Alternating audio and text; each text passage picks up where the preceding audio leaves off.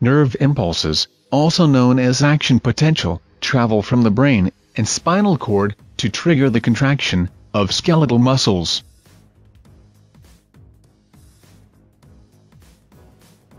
An action potential propagates down a motor neuron to a skeletal muscle fiber. The site where the axon terminal of a motor neuron makes a synaptic contact with the motor end plate of a skeletal muscle fiber is called the neuromuscular junction. The events at the neuromuscular junction happen through 9 coordinated steps. Step 1. An action potential travels along the length of the axon of a motor neuron until its terminal end. Step 2. The voltage-gated calcium channels at the terminal button opens up, allowing the influx of calcium ions. Step 3. A rise in the intracytoplasmic calcium triggers the exocytosis of the acetylcholine-containing vesicles.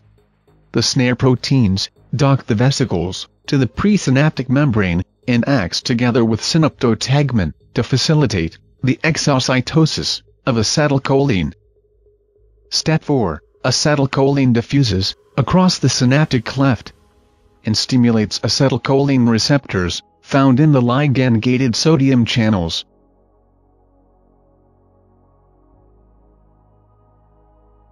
Step 5. This triggers an influx of sodium ions, making the membrane potential less negative.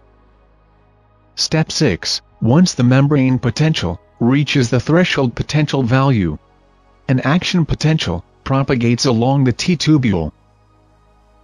Transverse or T-tubules are regularly spaced enfoldings of sarcolemma that branch extensively throughout the muscle fiber.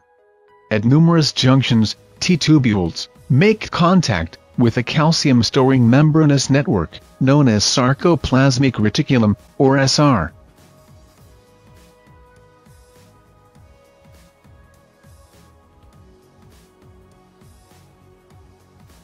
Where it abuts the T-tubule, the SR forms sac-like bulges, called terminal cisternae. The membranes of T-tubule and terminal cisternae are linked by a series of proteins that control calcium release. One portion of T-tubule and 2 adjacent terminal cisternae is known as a triad. Step 7. As an action potential travels down the T-tubule, it causes voltage-gated calcium channel to open and dihydropyridine receptor to change its shape.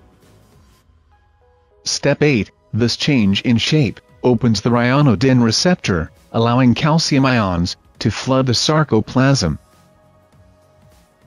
Step 9. This rapid influx of calcium will bind to troponin C and will change its shape.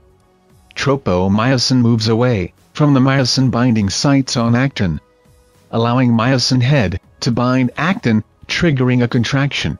Thus, the calcium ions are responsible for the excitation-contraction coupling of skeletal muscle.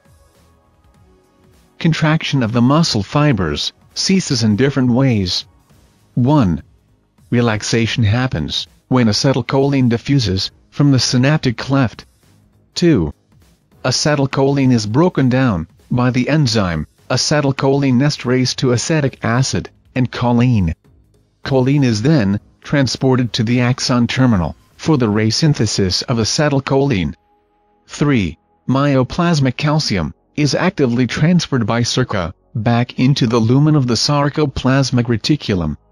This pump utilizes ATP as a source of energy and reduces the concentration of calcium in the vicinity of the myofibrils, such that calcium dissociates from troponin C and brings about the relaxation of the muscle fiber. Here are some clinical conditions where an ECC is involved. Electrolyte imbalance in muscle, such as hypokalemia, causes muscle weakness. Because this phenomena tends to favor potassium efflux, making cells resting membrane potential to become more negative, thus needing a greater positive stimulus to reach threshold potential and cause a muscle contraction.